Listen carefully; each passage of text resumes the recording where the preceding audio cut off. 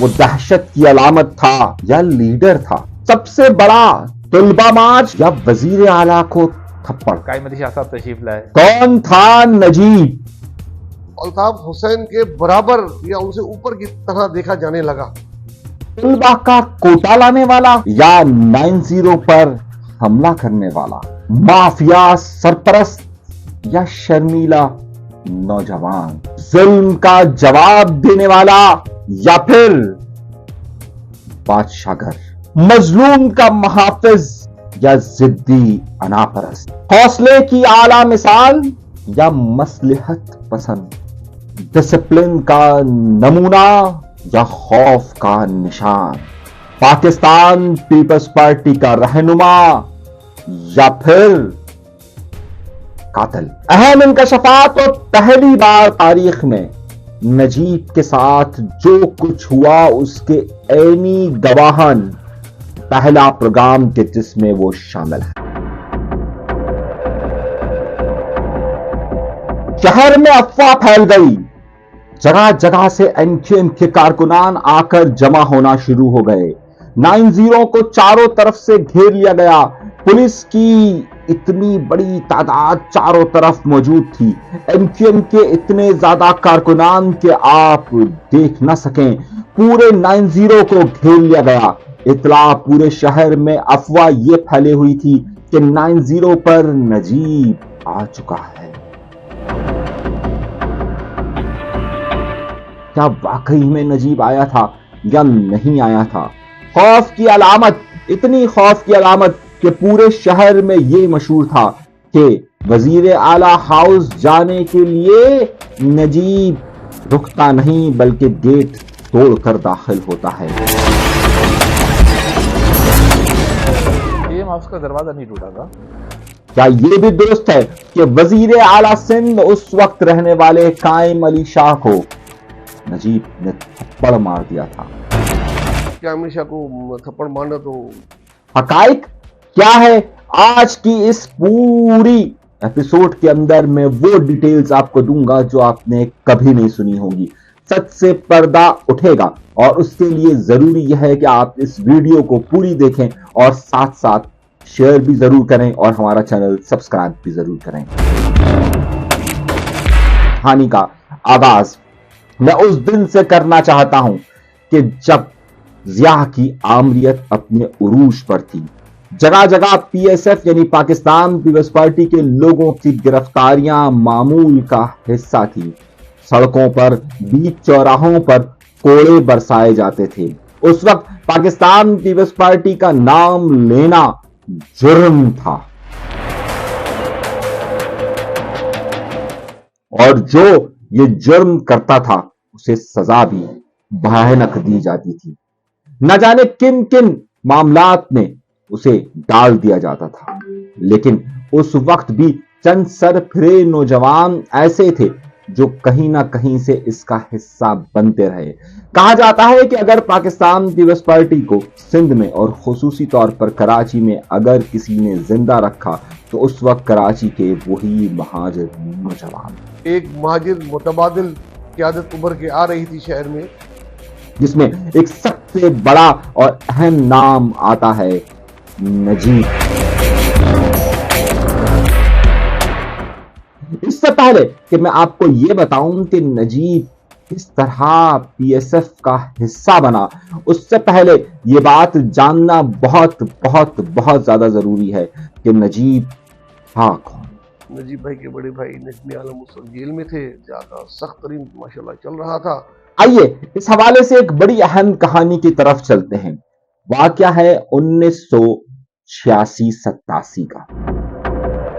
اس وقت کے جب کہ پورے پاکستان کے اندر جو طلبہ جماعتیں ہیں اس میں جگہ جگہ ہر تقریباً کالجز اور یونیورسٹیز کے اندر اگر کسی کا اثر و رسوخ تھا تو وہ صرف اور صرف جمعیت تھی، یعنی کہ جماعت اسلامی کا طلبہ ونگ. جمعیت کو اس وقت کی دور کی چہیتی تنظیم اس کو قابل قبول نہیں تھا کہ کوئی اور یہ باتیں کرے، کیونکہ خود تو کرتے نہیں تھے، صرف ان کے ہی لوگوں کو داخلہ ملتا تھا، انہی کی لوگوں کی فیس معاف ہوتی تھی. اس کی سب سے اہم وجہ یہ تھی کہ جمعیت کو ضیاء دور کے اندر اتنی سپورٹ دی گئی کہ اس کی مثال نہیں ملتی۔ جہاں جماعت اس وقت کی شورا کا حصہ تھی، وہیں پر کراچی شہر میں عبدالستار افغانی ان کے میئر بھی رہ چکے تھے، اور ہر یونیورسٹی کے اندر جمعیت اپنی اثر و رسوخ رکھتی تھی۔ کسی طلبہ جماعت کو وہاں پر سیاسی سرگرمیاں کرنے کی جمعیت کے علاوہ اجازت نہیں تھی۔ کہا جاتا ہے کہ اس وقت جمعیت نہ صرف ان طلبہ تنظیموں کو روکنے کے لیے ڈنڈوں کا استعمال کرتی تھی، بلکہ اسلحہ بھی استعمال کیا جاتا تھا۔ کہا جاتا تھا کہ اس زمانے میں ان کے تھنڈر اسکواڈ ہوا کرتے تھے۔ جماعت اسلامی کی طلبہ تنظیم جمعیت، جس کا تھنڈر اسکواڈ اس وقت بڑا مشہور تھا، اور انہوں نے طالب علموں کے لیے سانس لینے تک بھی محال کیا ہوا تھا۔ اور اسی حالت میں نجیب نے پی ایس ایف کو جوائن کیا۔ واقعہ کچھ یوں ہے کہ کراچی یونیورسٹی تھی، اور کراچی یونیورسٹی میں جمعیت اپنا اثر و رسوخ رکھتی تھی، اور یہ اثر و رسوخ اس حد تک تھا کہ وہ کسی اور کو برداشت نہیں کرتے تھے۔ وہاں پر ہاسٹل میں صرف 2 کمرے پی ایس ایف کے پاس تھے۔ جمعیت نے وہ کمرے بھی ان سے لے لیے، اور اس وقت مطالبات کئی تھے۔ پی ایس ایف کی انٹری کو بند کر دیا گیا کراچی یونیورسٹی میں، اور پی ایس ایف کے وہ تمام لوگ این اے ڈی یونیورسٹی میں جا کر بیٹھ گئے۔ پی ایس ایف پہ اور باقی تنظیموں پہ انہوں نے ایک طریقے سے پابندی لگائی ہوئی تھی کہ نہ وہ بیج لگائیں، ان کی ہاسٹلز، ان کی چیزیں، ان کے کمرے سب انہوں نے زبردستی لے لیے تھے۔ سنتے رہیے گا، اب این اے ڈی یونیورسٹی کے اندر پی ایس ایف کے لوگ تھے، اور دوسری طرف جمعیت کے لوگ اس کے سامنے موجود تھے، اور ہزاروں کی تعداد میں جمعیت کے کارکنان کراچی یونیورسٹی میں موجود تھے۔ ایسے میں اس زمانے میں سوشل میڈیا نہیں ہوتا تھا، اس زمانے میں میڈیا بھی نہیں ہوتا تھا، اس زمانے میں اخبارات ہوتے تھے، اطلاع 2 دن بعد ملتی تھی۔ ایک دم شہر میں اور خاص طور پر این اے ڈی یونیورسٹی میں ایک اطلاع پھیل گئی۔ اس وقت جبکہ جمعیت کے اس اثر و رسوخ کے اندر کسی کے داخل ہونے کی اجازت نہیں تھی، اس وقت نجیب تنہا اکیلا جمعیت کے اس اسکواڈ کے اندر داخل ہوتا ہے۔ ایک دم پورے سب لوگ ہل جاتے ہیں کہ نجیب آ گیا ہے۔ اس وقت جبکہ سب کو یقین تھا جو پی ایس ایف کا شخص اندر داخل ہوگا وہ مارا جائے گا، لیکن نجیب اکیلا اندر داخل ہوتا ہے، اور یہ افواہ وہاں پھیل جاتی ہے۔ وہ سب جب گھیر لیتے ہیں تو پھر نجیب کہتا ہے، ہاں میں ہوں نجیب، پی ایس ایف کا صدر۔ بتاتے ہیں، لوگ پہچان لیتے ہیں کہ نجیب آ گیا، تو بولتے ہیں میں بات کرنے آیا ہوں، اس طرح اور آگے نہیں چلے۔ وہاں موجود تمام لوگ دہل کر رہ جاتے ہیں کہ نجیب اکیلا آیا ہے۔ یہی دہشت کی ایک بہت بڑی مثال تھی۔ وہاں نجیب یہ بات کہتا ہے کہ یہاں پر ہمارے لوگوں کو کام کرنے دیا جائے، اور ساتھ ساتھ جو طلباء میں جو داخلوں کا کوٹا جو صرف جمعیت کی مرضی سے ہوتا ہے اسے ختم کیا جائے۔ لیکن وہاں پر جمعیت یہ شرط رکھتی ہے کہ پی ایس ایف کا کوئی کارکن اب یہاں پر بیج نہیں لگائے گا۔ نجیب کے کرتے پر یہاں بیج لگا ہوتا، کہتا ہے اسے ہٹایا جائے، نجیب منع کر دے۔ نجیب بھائی نے بولا کہ اب ایسا نہیں چلے گا، اور ساری تنظیم طلبہ تنظیم کے لوگ نہ صرف بیج لگائیں گے بلکہ ان کو بالکل برابر کا درجہ حاصل ہوگا، اور میں اپنے مطالبات منوانا جانتا ہوں۔ اور نجیب انہی کے درمیان سے اکیلا تنہا واپس نکلتا ہے، اور سب لوگ دیکھتے رہ جاتے ہیں۔ یہ تھی نجیب کے خوف کی مثال۔ لیکن اس کے بعد اگلے دن کیا ہوتا ہے؟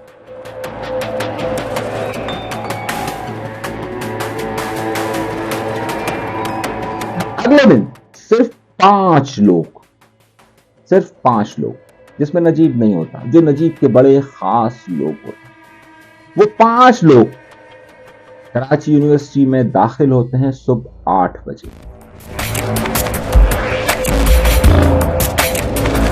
وہ ایڈمن بلاک میں داخل ہوتے ہیں۔ جمعیت کو یہ بات معلوم ہوتی ہے اور صرف پونے گھنٹے کے اندر 8:45 پر پورے ایڈمن بلاک کو جمعیت کے کارکنان گھیر لیتے ہیں اور ایک دم سے فائرنگ شروع ہو جاتی ہے سیدھی admin block.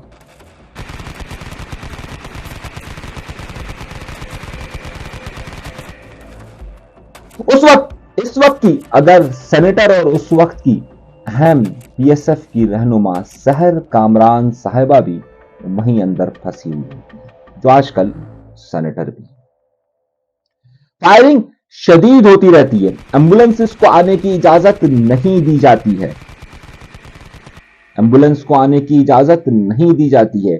Pakistan Peoples party کے رہنما بیوی یعنی کہ محترمہ بے نظیر بھٹو نئی جلاوطنی ختم کر کر پاکستان آئی ہوتی ہے۔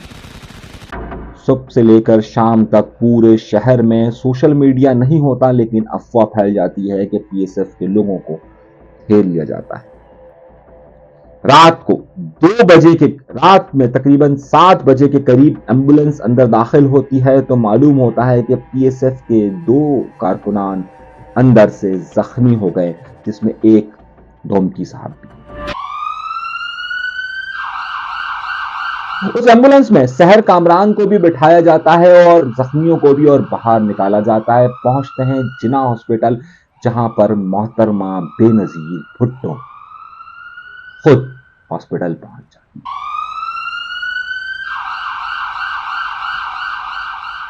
نجیب ان کے ساتھ ہوتا ہے اور پھر مذاکرات طے ہوتے ہیں اور پھر وہاں پر طلبہ کا کوٹا بھی مختص کروایا جاتا ہے اور تمام معاملات ہوتے ہیں اور پھر نجیب کا نام اور گونجنے لگتا ہے۔ کہنے کا مقصد صرف یہ بتانا ہے کہ اس وقت تک نجیب کا مین ٹکراؤ جمعیت کے ساتھ تھا۔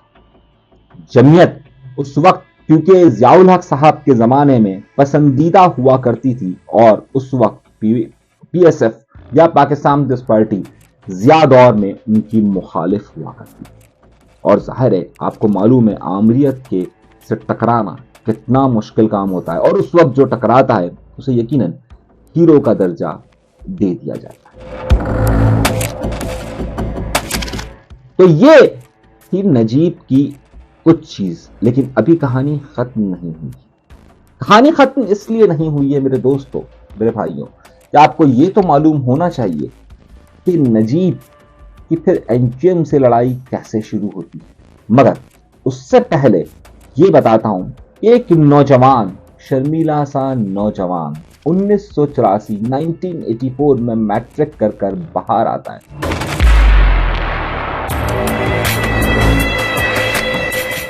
تو پھر اس زمانے میں جب ڈر خوف کا یہ عالم ہوتا ہے تو وہ پی ایس ایف کیسے جوائن؟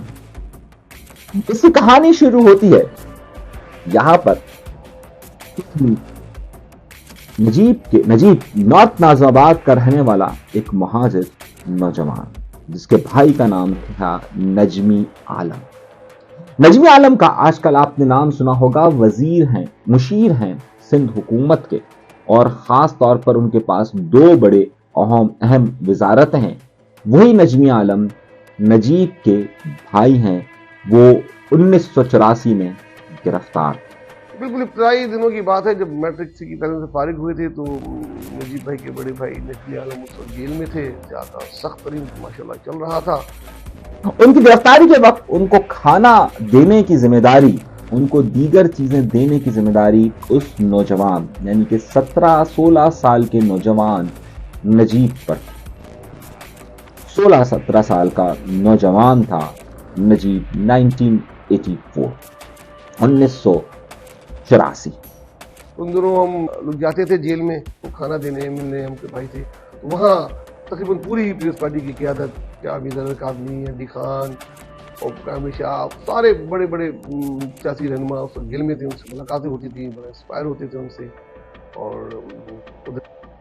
وہ 16-17 سال کا نوجوان جب وہاں جاتا ہے جیل، تو وہاں اس کی بہت سے لوگوں سے، پیپلز پارٹی کے لوگوں سے ملاقات ہوتی ہے، जिन्होंने कोड़े खाए हुए होते हैं, जिन्हें उम्र कैद की सजा होती है, किसी को मुख्तलिफ सजाएं होती है, वहां से ये जज्बाती नौजवान 1986 में जब कॉलेज जाता है तो उसको वहां पीएसएफ के लोग मिलते हैं।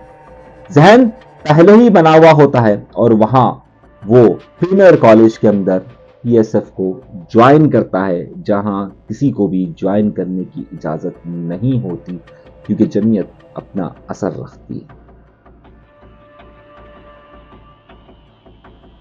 अंजाम क्या होगा उससे वो बाखबर होता है, लेकिन कदम आगे बढ़ाता है और उस मकाम तक पहुंचता है कि शहर में नहीं, सूबे में नहीं, बल्कि बैनुल अक़वामी सतह पर नजीब को माना जाता है। फिर नजीब आखिर पीएसएफ में इतनी जल्दी सिर्फ 2 सालों के अंदर किस तरीके से तरक्की करता है उसकी मैं मिसाल आपको दूंगा, लेकिन एक वाकया तो आपको मैं सुनाना भूल गया। कहते हैं कि नजीब की दहशत शहर में इतनी थी कि मत पूछिए, और उसके बाद नजीब के नाम को इस्तेमाल करते हुए लोग न जाने कहां से कहां पहुंचे, लेकिन नजीब की मौजूदगी में भी जिंदगी में भी ऐसे वाकयात होते थे। उस्मानिया रेस्टोरेंट के पीछे पीएसएफ का दफ्तर था, इस पार्टी का दफ्तर था। एक दिन उस दफ्तर में उस होटल के मालकान आए और कहा कि एक शख्स आता है और कहता है मेरा नाम नजीब है, वो खाना खाता है, सिगरेट मंगवाता है और पैसे नहीं देता है, चला जाता है। सोशल मीडिया का दौर था नहीं, नजीब को बहुत सारे लोगों ने देखा नहीं था, नजीब की शोहरत बहुत थी। जब मालूम होता है जो इस पार्टी के लोगों को, तो इस पार्टी के लोग एक पुलिस को, वहां की जो पुलिस थी उसे बुलाते हैं और उस शख्स को गिरफ्तार करते हैं। मालूम होता है वो शख्स नजीब नहीं होता, क्योंकि नजीब कभी भी इस तरीके से होटल में नहीं बैठता। और फिर अगले दिन वो आकर कहता है, जब वो जेल से रिहा होता है तो कहता है भाई मैं तो सिर्फ उनका फैन था, तो मैं उसकी एक्टिंग करता था, ये लोग सच मानते थे और मैं खाना खाता था। तो नजीब के नाम पर सिर्फ खाना ही नहीं खाया जाता था, बल्कि बहुत कुछ हासिल किया गया और आज तक किया जाता है। मगर कैसे, उसी कहानी का अगला हिस्सा अभी शुरू करूंगा, लेकिन उससे पहले ये वाकया आपको जरूर बताऊंगा कि क्या 90 पर हमला हुआ था या नहीं हुआ था, और वजीर आला सिंध ने और मारा था या नहीं। यकीनी तौर पर आप बेचैन हैं, लेकिन ये जान के ये तो बताइए कि नजीब कैसे बना, पहले ये समझते।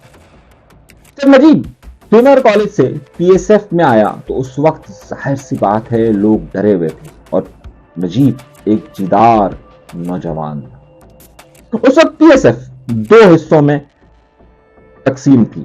डिस्ट्रिक्ट सेंट्रल में पीएसएफ साथी इसहाक चलाया करते थे और साउथ में पीएसएफ अलग ग्रुप चलाया करता था। लेकिन जब बीबी की सिक्योरिटी, जब मोहतरमा बेनजीर भुट्टो साहिबा 1986 में पाकिस्तान तशरीफ लाई तो उनकी सिक्योरिटी की जिम्मेदारी पीएसएफ को दी गई। अब पीएसएफ के दोनों ग्रुप उस सिक्योरिटी पे थे और नजीब का इस हवाले से दोनों ग्रुप से बड़ा गहरा ताल्लुक था। नौजवानी के ही आलम में उसे सिक्योरिटी की सारी सरबराही दे दी गई। बेहतर ताल्लुकात की वजह से वो दोनों जगह काबिल कबूल था। मोहतरमा बेनजीर भुट्टो साहिबा जब पाकिस्तान तशरीफ लाई और जब कराची आई, एक दिन उन्होंने कहा कि पीएसएफ की मीटिंग बुलाई जाए। वहां मौजूद लोगों ने कहा मोहतरमा कौन सी पीएसएफ की? 2 पीएसएफ हैं। उन्होंने कहा दोनों को बुलाओ। जब दोनों को बुलाया गया और उनके मामलात को हल कर एक पीएसएफ कहा गया, तो अब कहा गया सरबराह कौन होगा, क्योंकि दोनों जगह दोनों पीएसएफ के जो सरबराहन थे वो दोनों एक दूसरे को काबिल कबूल नहीं। एक नौजवान, सिर्फ 19 साल का नौजवान, 20 साल का नौजवान, 19-20 साल का नौजवान, उसकी तरफ उंगली उठती है और कहा जाता है कि इसे बना दीजिए। और नजीब इतनी छोटी उम्र में पीएसएफ, वो के जो उस वक्त ज़ियाउल से लड़ रही थी, जमीयत से लड़ रही थी, कारकुनान गिरफ्तार होते रहे, उसकी सदारत नजीब को मिल जाती।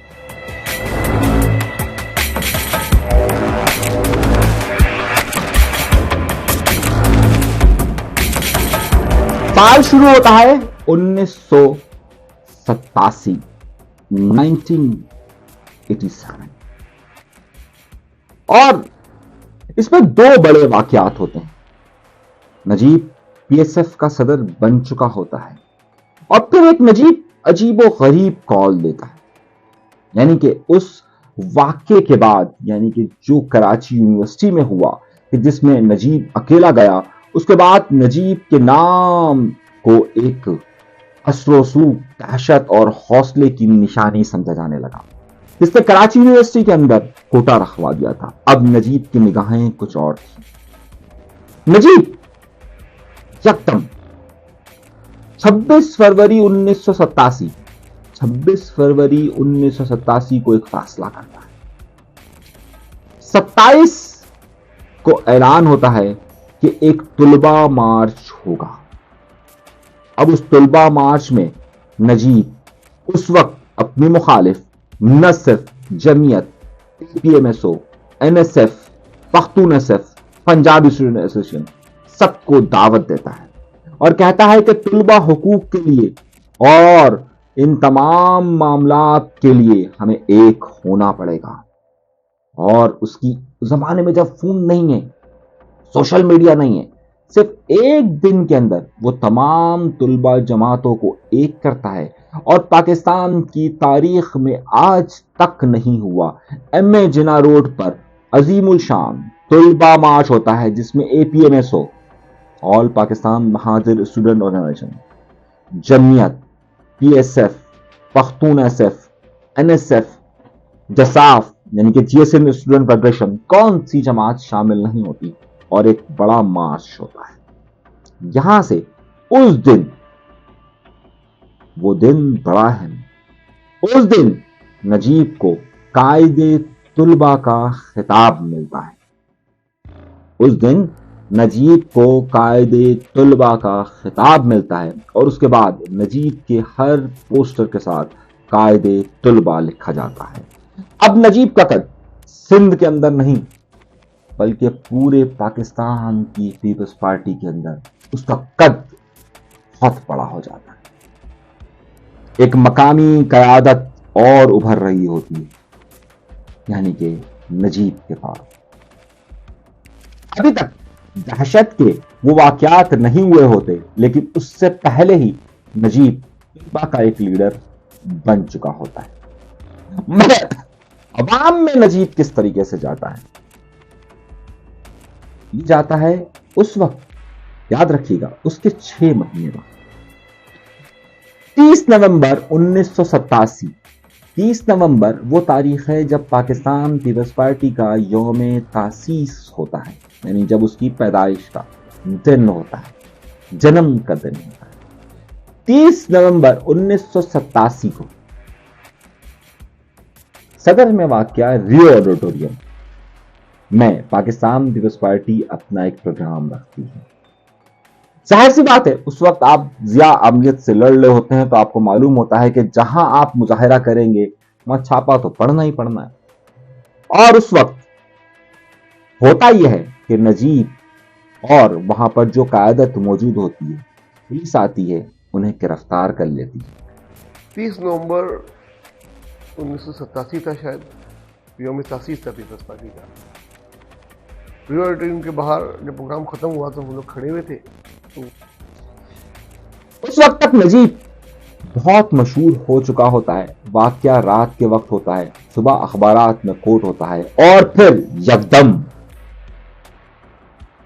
एक नई जान पाकिस्तान पीपल्स पार्टी को उस वक्त मिलती है जब पूरे शहर में पीएसएफ के लोग हर रास्ते को बंद कर देते हैं, टायर जलाए जाते हैं, कई गाड़ियां नजर आतिश होती हैं। और उस वक्त एक आम आदमी को मालूम होता है कि पीएसएफ, और यानी कि इस वक्त पीएस पार्टी की यानी पीएसएफ की कमांड नजीब के पास है। और उस वक्त पाकिस्तान पीपल्स पार्टी को भी मोहतरमा बेनजीर भुट्टो आ चुकी होती है, लेकिन अवामी ताकत और इतने असर रसूख से पीएसएफ सामने आती है। याद रहे कि अभी तक जिया जिंदा है। वहाँ पुलिस किसी को गिरफ्तार करने आई हुई थी, उसको गिरफ्तार नहीं कर पाई और नजीब शहीद को उसने गिरफ्तार किया गया था। जब नजीब शहीद गिरफ्तार हुए उस वक्त कायदे तलबा बन चुके थे, तालिब इल्मों के हरदर्दी लीडर थे। उनकी गिरफ्तारी खबर शहर में आग की तरह फैल गई और सुबह किसी तालीमी इदारे में कोई क्लास नहीं हुई, तमाम तलबा सड़कों पे थे, इलाकों में भी एहतजाज हो रहा था। शहर में जो है बिल्कुल ऐसा था जैसे कर्फ्यू, और बहुत बड़ा प्रेशर पुलिस पे आ गया क्योंकि पुलिस ने गलत गिरफ्तार उनको किया था, गलत पर्सन ने गिरफ्तार किया था और इतनी फायरिंग की थी कि उनकी जान भी जा सकती थी। उसके बाद जो रद्द-ए-अमल शहर में आया वो सबके लिए बहुत हैरानकुन था। यहां से नजीब की शोहरत तुलबा से हटकर एक आम आदमी तक पहुंच जाती है। जगह जगह चौकिंग होती है, नजीब को रिहा करो, नजीब को रिहा करो। अभी तक इनका टकराव एमक्यूएम से नहीं हुआ है, बल्कि उस वक्त तक पीएसएफ हर जगह, उस जगह पर जहां पर इनका जमीयत से बराह रास्त तसादुम होता था और पीएसएफ के लोग कम मौजूद होते थे, वहां एपीएमएसओ को जगह खुद पीएसएफ के लोग देते थे जमीयत के खिलाफ। ये टकराव जमीयत और पीएसएफ का था और एपीएमएसओ का भी झगड़ा रह चुका था जमीयत के साथ। और 1900 जाहिर सी बात है अल्ताफ हुसैन साहब को जो पहली बार कराची यूनिवर्सिटी से निकाला गया, उसमें अहम किरदार जमीयत का था जब उनके स्टॉल पर फायरिंग हुई थी। तो इसकी वजह यह थी। और उस वक्त तक 86 में एमक्यूएम अपना उरूज पकड़ चुकी थी।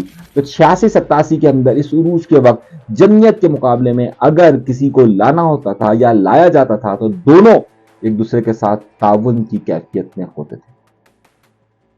यहां से कहानी अगला मोड़ लेती और उसके बाद जिया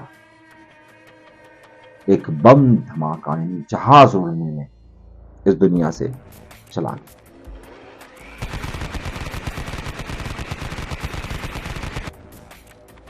जिया के जाने के बाद अब सियासत का रुख नया था। पाकिस्तान पीपल्स पार्टी अपनी अवामी मकबूलियत रखती थी और सिंध के शहरी इलाकों में एमक्यूएम।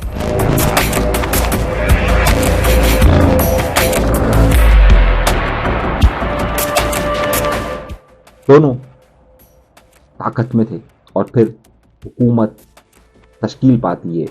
एक कराची मुआहिदा होता है और मोहतरमा बेनज़ीर भुट्टो साहिबा 90 जाती है और उसके बाद इन दोनों सियासी जमातों के दरमियान हुकूमत तश्कील पाती है।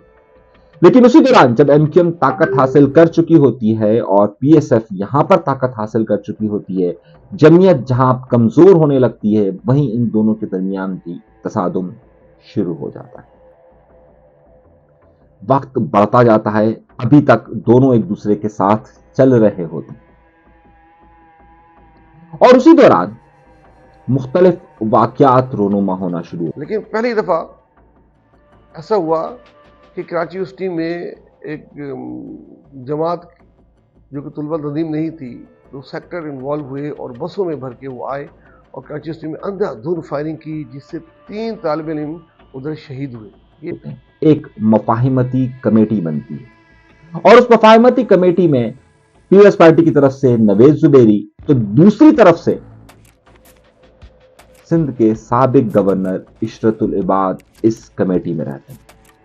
दोनों एक ही मोटरसाइकिल में जाते हैं और जाकर वहां पर जहां जहां तसादुम हो रहा होता है उन सबको रोकने की कोशिश करते हैं और ये तुलबा तसादुम रुक जाता है। मगर मामला उससे ज्यादा गंभीर उस वक्त होता है जब पीपल्स पार्टी की हुकूमत के खिलाफ तहरीके अदम एतमाद आती है। जैसे ही तहरीके अदम एतमाद आती है उस वक्त एमक्यूएम तहरीके अदम एतमाद की हिमायत करती है और अपोजिशन बेंचों पर चले जाती है। इसका बराह रास्त असर कराची की सियासत पर पड़ना शुरू होता है और अब शुरू हो जाता है तसादुम। जहां पीपल्स पार्टी और एमक्यूएम का तसादुम होता है, वहीं पीपल्स पार्टी और एपीएमएसओ का भी होता है। लेकिन अब पीएसएफ और एमक्यूएम का तसादुम शुरू हो जाता है। लोग उठना शुरू होते हैं, कई लोग जिंदा जला दिए जाते हैं, बहुत सारे मामला होते हैं। उस वक्त पाकिस्तान पीपल्स पार्टी की हुकूमत होती है और एमक्यूएम अपोजिशन में, लेकिन पीपल्स पार्टी और एमक्यूएम दोनों तरफ से طلبہ اور خاص طور پہ کراچی کے نوجوانوں کا نقصان ہو رہا. اس حوالے سے ایک بہت اہم واقعہ ہوتا ہے اور محترمہ بے نظیر بھٹو صاحبہ وزیر اعظم پاکستان کراچی سے اسلام آباد جا رہی تھی. اس وقت ایک نوجوان ان کے قریب جاتے ہیں اور کہتے ہیں کہ بی بی مجھے آپ سے ایک بات کرنی ہے. جب شہر میں یہ صورتحال ہوئی کہ جناب اے پی ایم ایس او اور پی ایس ایف کے درمیان میں ٹینشن بہت زیادہ ہوئی، تو میں نے بینظیر صاحبہ سے بات کی کہ بی بی یہ بہت زیادہ کشیدگی ہو جائے گی اور صورتحال بہت زیادہ خراب ہو رہی ہے. تو اس پر بی بی نے مجھ سے کہا کہ آپ کیا چاہ رہے ہیں. میں نے کہا کہ بی بی مسئلہ یہ ہے کہ میں یہ چاہتا ہوں کہ اس کے اندر جو ہے وہ ہم ایم کیو ایم کے ساتھ جو ہے وہ کیونکہ کولیشن کے اندر ہے تو ان سے بات کی جائے. تو بی بی نے قائم علی شاہ کو بلوا کر اور ان سے یہ کہا کہ جیسے یہ کہہ رہے ہیں اس طریقے سے کر کے آپ طارق جاوید صاحب جو سینئر منسٹر تھے ان سے آپ جو ہے یہ معاملہ کر کے ساری بات چیت کریں. معاملہ یہ طے ہوتا ہے کہ بی بی رک جاتی ہے اور بی بی کہتی ہے، محترمہ بے نظیر بھٹو کہتی ہے بتاؤ کیا معاملہ ہے. وہ کہتے ہیں کہ میڈم کراچی میں اس وقت تصادم جاری ہے اور اگر یہ تصادم اسی طریقے سے جاری رہا تو کسی وقت بھی حکومت کو نقصان پہنچایا جا سکتا ہے. پھر مسئلے کا حل کیا ہے؟ مسئلے کا حل یہ کہ ایم کیو ایم سے بات کی جائے اور ایم کیو ایم سے بات کر کر اس معاملے کو افہام و تفہیم سے حل کیا جائے. محترمہ بے نظیر بھٹو صاحبہ ہدایت دیتی ہے کہ آپ جائیں اور وزیر اعلیٰ سندھ قائم علی شاہ سے بات کریں. اسی وقت قائم علی شاہ صاحب سے بات ہوتی ہے اور اس وقت جو ایم کیو ایم کے اہم رہنما ہوتے ہیں طارق صاحب ان سے بات ہوتی ہے اور پھر ایک مفاہمتی کمیٹی بن جاتی ہے اور سکون ہو جاتا ہے. 3 روز جو ہے وہ بہت امن سے گزرے. 3 روز بعد لیکن پھر ایک واقعہ ہوتا ہے اور وہ واقعہ ہوتا ہے اردو سائنس کالج میں جہاں پی ایس ایف کے 3 لوگ اغوا ہو جاتے ہیں. نجیب انہی نوجوان یعنی جمیل عرب صاحب کو فون کرتا اور کہتا ہے یہ ہو گیا ہے. اس پر جو ہے وہ نجیب جو ہے انہوں نے مجھے رنگ کیا اور میں نجیب قائم علی شاہ صاحب سے ملنے کے لیے گئے. سندھ سیکریٹریٹ کے اندر 7th فلور کے اوپر جو ہے وہ کیبنٹ کا اجلاس ہو رہا تھا. جمیل عرب کہتے ہیں نجیب تم ابھی کچھ مت کرنا، رکو مجھے بات کرنے دو. وہ فوراً وزیر اعلیٰ سندھ کا معلوم کرتے ہیں. وزیر اعلیٰ سندھ اس وقت سندھ سیکریٹریٹ میں 7ویں منزل پر موجود ہوتے ہیں. اس وقت کیبنٹ کا اجلاس ہو رہا ہوتا ہے. یہ وہاں جاتے ہیں. تو اس اجلاس میں نے جا کر قائم علی شاہ صاحب کو بتلایا. میں نے کہا شاہ صاحب اس طریقے سے شہر کے اندر دوبارہ جو ہے یہ 3 لڑکے اغوا ہوئے ہیں، صورتحال مزید خراب ہو جائے گی. یہ طارق جاوید صاحب جو سینئر منسٹر ایم کیو ایم کے ہیں یہ بھی یہاں بیٹھے ہوئے ہیں، تو لہٰذا ان سے بات چیت کی جائے. نجیب نیچے کھڑا ہوتا ہے. جمیل عرب جا کر اوپر بات کرتے ہیں تو قائم علی شاہ کہتے ہیں وزیر اعلیٰ سندھ کہ میں بات کرتا ہوں ان نوجوانوں کو جو غصے میں آئے انہیں تم سی ایم ہاؤس لے کے جاؤ. میں سی ایم ہاؤس میں کہتا ہوں وہیں سی ایم ہاؤس میں ان سے ملاقات ہوتی. تو انہوں نے کہا کہ جی آپ جو ہے وہ ان کو نجیب کے ساتھ آپ جو ہے نجیب شہید کے ساتھ جو ہے آپ سی ایم ہاؤس پہنچیں اور ہم بھی ان کو لے کر وہاں پہنچتے. یہ نیچے آتے ہیں. نجیب کو اور ان کے ساتھ شانی موجود ہوتے ہیں. انہیں کہتے ہیں کہ آپ جائیں اور جا کر آپ سی ایم ہاؤس میں بیٹھے ہم آتے ہیں. وہ ایک گاڑی میں جاتے ہیں. جمیل عرب دوسری گاڑی میں جاتے ہیں. وہ گاڑی میں پی آئی ڈی سی کے پاس سگریٹ لینے رک جاتے ہیں. تو میرے ساتھ عامر رضا نقوی تھے جو اس وقت جو ہے وہ سپریم کورٹ کے وکیل ہیں. انہوں نے غالباً کوئی جو سگریٹ وغیرہ لینی تھی تو اتنا ہی ٹائم ہمیں جو ہے وہ لگا اور یہ پی ایس ایف کے جو مطلب یہ کہ نجیب شہید کے ساتھ جو لڑکے تھے وہ پہلے پہنچ گئے. جب ہم وہاں اور پہنچے پھر اب واقعہ ہوتا ہے پڑوا. جمیل عرب کو ہو جاتی ہے وہاں دیر سگریٹ لینے میں. جب وہ سی ایم ہاؤس پہنچتے ہیں تو دیکھتے ہیں کہ سی ایم ہاؤس میں تو کچھ نظارہ ہی کچھ اور ہے. یہ ٹوٹ چکا ہے. تو دروازے کھلے ہوئے تھے، ٹوٹا ہوا کوئی دروازہ نہیں تھا اور اس کے اندر لڑکے بہت تیش میں تھے کیونکہ جب وہ لڑکے وہاں پہنچے پی ایس ایف کے تو ان کو یہ بتایا گیا کہ جناب ان کو دروازہ کھولنے کا آرڈر نہیں ہے.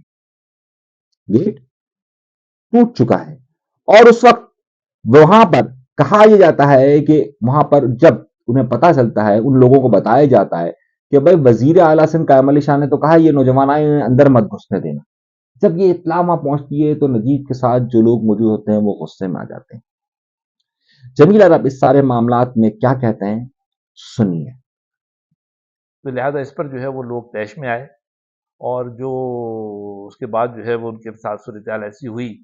خیر جب ان لڑکوں کو میں نے جو ہے وہاں سے نکالا، اور نکالنے کے بعد قائم علی شاہ صاحب تشریف لائے، اور انہوں نے آ کر جو ہے وہ جو گملے وغیرہ ٹوٹے ہوئے تھے اور دوسری صورتحال جو تھی اس کو دیکھ کر یہ ہے کہ یہ فرمایا کہ جناب یہ تو بہت برا ہوا۔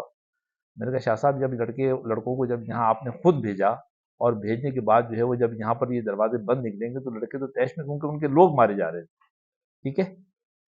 تو اچھا یہاں سے قائم علی شاہ چلے جاتے ہیں، لیکن ایک اہم بات ہے، اگر اس دن قائم علی شاہ بیٹھ کر معاملات کو حل کروا دیتے تو بخدا کراچی میں اتنا بڑا نقصان نہیں ہوتا دونوں طرف سے۔ لوگ نہیں مانتے، لیکن میرا ذاتی خیال ہے کہ اس دن تھپڑ تو نہیں پڑا، لیکن کراچی کو یہ تھپڑ ضرور پڑا کہ اس کے بعد کراچی چلتا رہا۔ ہاں لیکن کہانی تو 9-0 کی رہ گئی۔ ابھی ہم آتے ہیں کہ نجیب کے ساتھ پھر واقعہ کیسے ہوا۔ قسمت دیکھیے، جب میں پروگرام ریکارڈ کر رہا ہوں اب بھی مارچ اور اپریل کا مہینہ ہے، اور مارچ اور اپریل میں ہی رمضان ہے، اور جب نجیب پر فائرنگ ہوئی تھی اس وقت بھی مارچ اور اپریل تھا، اور وہ افطاری سے ہی آ رہا تھا۔ لیکن پہلے 9-0 والا قصہ آپ کے سامنے رکھتے ہیں۔ کیا نجیب نے 9-0 پر حملہ کیا تھا یا نہیں کیا تھا، اور پھر نجیب کا قتل کیسے ہوا، اور اس کے بعد این کیو ایم اور پیپلز پارٹی کے درمیان تعلقات کہاں تک پہنچے، یہ پوری کہانی ہم آپ کو بتائیں گے اگلی قسط میں۔ دیکھتے رہیے اور چینل ضرور سبسکرائب کیجیے۔